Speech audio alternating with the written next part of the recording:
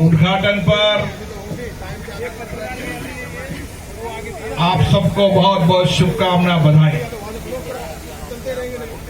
आज शारदीय नवरात्रा का पर्व भी शुरू हुआ है। हमारे अत्यधिक धार्मिक आस्था, विश्वास का ये पर्व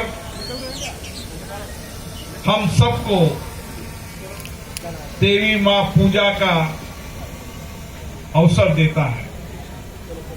9 दिन तक हम शारदीय नवरात्रा पर मां दुर्गा के विभिन्न स्वरूपों की पूजा करते हैं, अर्चना करते हैं और मां से जो शक्ति प्राप्त होती है वह शक्ति जन जन का कल्याण हो, सबके जीवन में समृद्धि आए, खुशहाली आए, ऐसी मां से प्रार्थना करते हैं। मां जहां दयालु होती है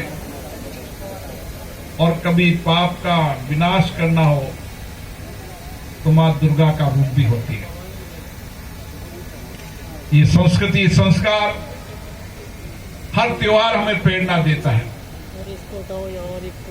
और नवरात्रा भी बीच में से तो हमें इसी तरीके की आध्यात्मिक धर्म ऊर्जा प्राप्त करने का पर्व होता है। मोबाइल में जब हम आत्मशुद्धि, आत्मचिंतन, नया चिंतन, आध्यात्मिक चिंतन, धर्म का चिंतन और धर्म के मार्ग पर चलते हुए, सत्य के मार्ग पर चलते हुए हमारे जीवन की हर चुनौतियों का समाधान मां के चरणों में होता है।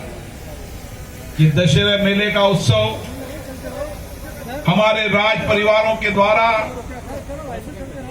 कई सालों, वर्षों से परंपरागत रूप से मनाया जाता है। मेला हमारी संस्कृति का पर्व होता है। मेला दूर दराज के गांव के अंदर जो आपस में नहीं मिलते थे, सालों तक नहीं मिलते थे, वो इंतजार करते थे कि मेला आएगा, हम सब मिलेंगे। और इसीलिए इस मेले की परंपरा में जहां पर व्यापार करने वाले, छोटे उद्योग वाले, वो साल भर की आमदनी भी इस मेलों के माध्यम से, वह आर्थिक संबल भी उनको मिलता था। आत्मनिर्भर का अगर कोई मॉडल था तो वो मेला हुआ करते थे। आज जब हम आत्मनिर्भरता की बात कर रहे हैं तो मेले का स्वरूप आप देखो, चाहे पशु मेला हो तो वर्ष भर आप इंतजार करते थे, लोग पशु में गाय खरीदते थे, बैल खरीदते थे, घोड़े खरीदते थे। अलग अलग प्रदेशों के अंदर अलग अलग मेले लगते थे। उसी तरीके से मेलों के अंदर वर्ष भर लोग वहां इंतजार करते थे, मेले लगेंगे और एक जगह, एक स्थान पर अपने हाथ से बनाए हुए हमारे हस्तकला, हमारे कई तरीके के उत्पाद, जिसमें राजस्थान और बाहर के भी लोग आते थे, उनको स्थान मिलता था। धीरे धीरे ये राष्ट्रीय स्वरूप लेता गया और आज हमें गर्व है कि कोटा दशहरा मेला राष्ट्रीय स्तर का मेला है।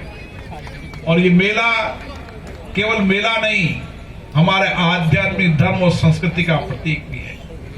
मेले के साथ ही आज राम लीला शुरू हुई है। भगवान राम के जीवन दर्शन पर, उनके विचारों को समाज में एक प्रेरणा मिले कि किस तरीके से भगवान राम ने 14 वर्ष वनवास कर समाज का कल्याण किया, समाज के गरीब वंचित लोगों के साथ मिलकर असत्य और पाप का विनाश किया। इसलिए रावण दहन के पर्व पर हम सब सांकेतिक रूप से असत्य को समाप्त करते हुए सत्य के मार्ग पर चलने की प्रेरणा हमें रावण दहन से मिलती है।